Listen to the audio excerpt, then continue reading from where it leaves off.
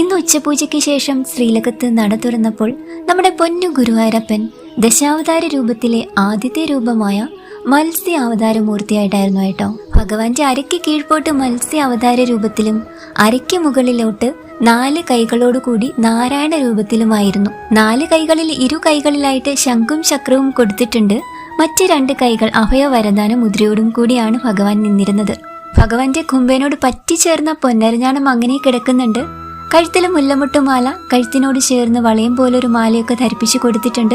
2ന്റെയും നടുവിലായിട്ട് ഒരു സ്വർണ്ണ ഗോപി തിലകം തൊട്ടു കൊടുത്തിട്ടുണ്ട്. കൈവളകളും തോൾവളകളും ഒക്കെ അണിഞ്ഞിട്ടുണ്ട് കേട്ടോ ഭഗവാൻ. ഭഗവാന്റെ തലയിൽ സ്വർണ്ണ കിരീടം ചാർത്തി കൊടുത്തിട്ടുണ്ട്.